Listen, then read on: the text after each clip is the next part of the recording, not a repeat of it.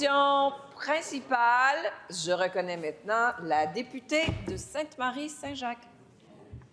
Merci, Madame la Présidente.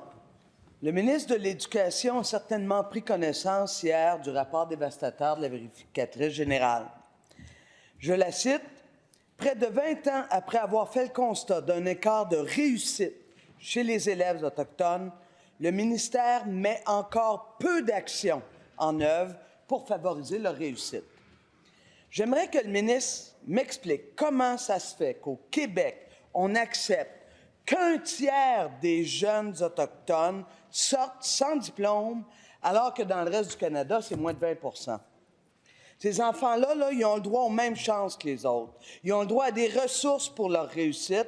Ils ont le droit aussi d'avoir des espaces culturellement adaptés pour leur réussite scolaire. Ces enfants-là ne sont pas voués à l'échec. On le sait depuis 20 ans.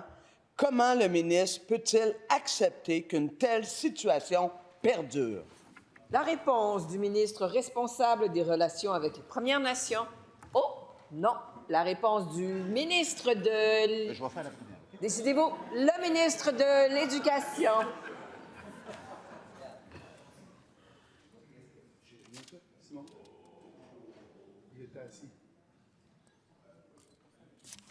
C'est bon, Madame la Présidente?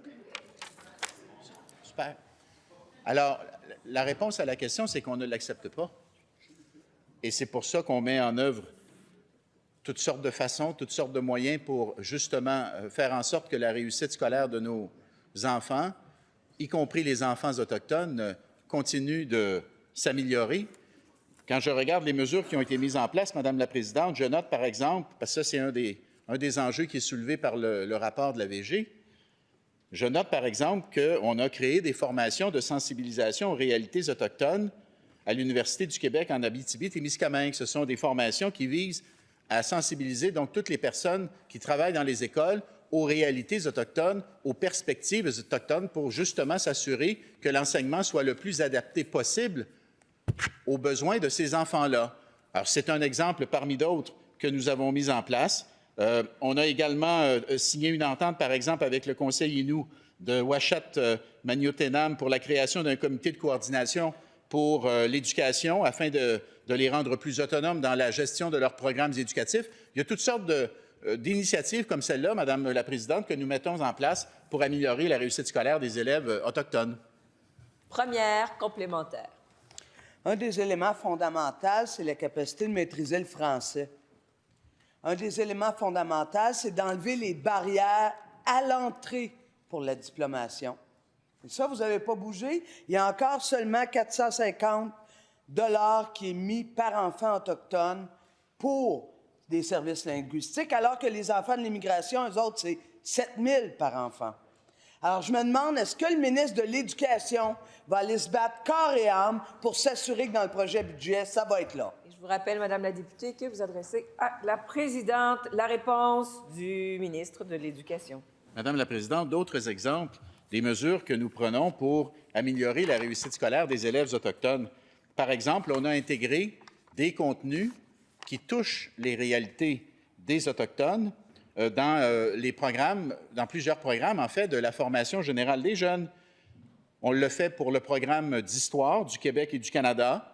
On le fait également dans le programme Culture et citoyenneté québécoise. C'est très important. C'est un nouveau programme, un nouveau cours qui est donné obligatoirement dans toutes les écoles depuis septembre. Et on travaille présentement sur un nouveau programme d'enseignement du français qui va inclure aussi les réalités autochtones.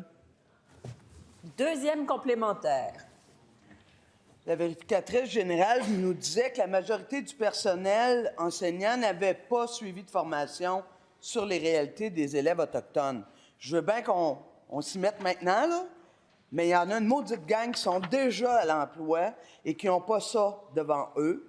Un des enjeux, quand on laisse les enfants autochtones, le tiers des enfants autochtones ne pas être diplômés, c'est comme si on les voue à l'échec. Moi, je n'accepte pas ça dans le Québec d'aujourd'hui. Qu'allez-vous faire? La réponse du ministre responsable des Relations avec les Premières Nations et les Inuits. Merci beaucoup, Mme la Présidente. On travaille en équipe. Ma collègue le sait bien, ce qu'on a fait, on a fait des milieux de vie. C'était du jamais vu, Mme la Présidente. Partout au Canada, on regarde ce qui s'est fait des milieux de vie étudiants autochtones. On l'a présentement à Sept-Îles, on l'a à Trois-Rivières et bientôt à Québec. Ce n'est pas des plans, ce n'est pas des prévisions, c'est fait et les gens peuvent le voir. Ça contribue à la réussite des étudiants autochtones. Pour nous, c'est important. Ce n'est pas la seule mesure. Mon collègue en a parlé largement tantôt. On veut aider. Il faut juste faire la distinction. Il y a 3 niveaux. Il y a les communautés qui sont conventionnées. En communauté autochtone, c'est le fédéral qui s'occupe de l'éducation. Et là, ce qu'on parle, c'est hors communauté. Alors, nous sommes là, nous sommes au rendez-vous. On ne baisse pas les bras. Puis, ce n'est pas terminé, Madame la Présidente. On va continuer.